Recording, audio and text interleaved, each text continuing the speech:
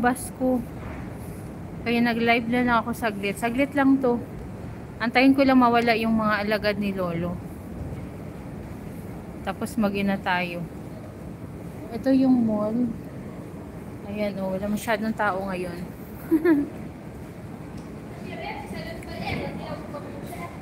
Ayan.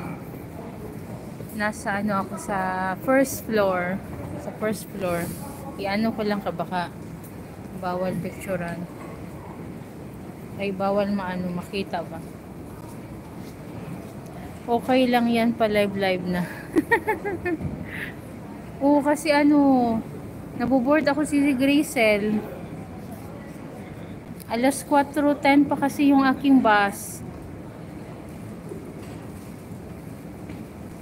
Oo Sisi, maganda na mag-live ngayon sa vertical kasi may mga alagad ni Lulo. Ganyan pag may work. Oo. Same na tayo si Gracel. Pag may time, saka lang. Everyday kasi yung work ko pati Sunday. Pero Monday free ako next week. Kailangan nang mag-work para sa family. Di ko alam kung maririnig mo ako si Gracel. Medyo maingay kasi dito. Ayan yung Thai restaurant. Dito ako. Ayan yung all-time favorite ni Habi. Di kita naabutan sa yung last live mo si Gracel. Di ko sure kung nakapag-replay ba ako. Ay, nag-replay pala ako nun yung last time. Nasa work ka ba? Nasa work ka pa si Gracel.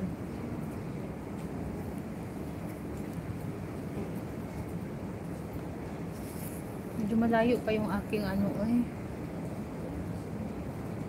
nag-replay ka. Parang nag-replay lang ako. Pati replay nakalimutan ko na busy kasi ako si Gracel. Ay, Diyos ko. Maghanap ako ng upuan. Pagudas ang aking mga feet. Ginoo ko. Kasi hindi sanay ba sa mga lakad-lakad.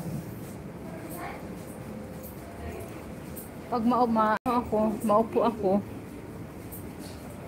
masakit yung paa ko ba pag bigla akong tatayo. Nakapagod mag-work. Oo nga, hirap maghanap ng pera, no? Kailangan ko kasing mag-work, clear ang kuha ng video mo. Oo, clear siya, pero siya si Gracel. Wala siyang stabilizer. May isa naman akong phone, kaso hindi ko siya magamit-gamit kasi yung Facebook doon, hindi ko malagin. Nakalimutan ko yung password. Kailangan sa work, yung Facebook. Maganda sana yun kasi may stabilizer. So, pag maglakad ka, hindi siya masyadong magalaw.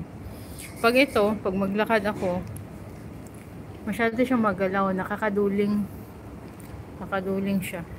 Pero pag maupo, okay lang. Clear yung kanyang video. Okay. Pero akong problema ay yung mga kasamahan ay stress ba. Sa akin naman yung kasamahan ko okay naman, pero yung trabaho mismo ang nakakapagod.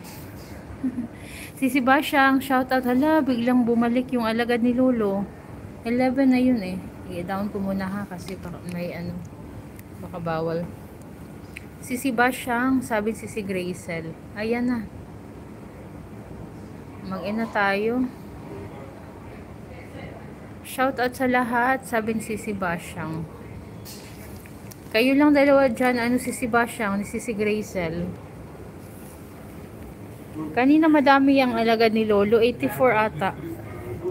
Mag-ina tayo kasi parang nakakapagod hawak na cellphone. Si Gracel, si Sebastian, thank you so much. Na po tayo. Saglit lang yung live natin. May bisita. May bisita kasi si Sebas. Nabubulol na ako.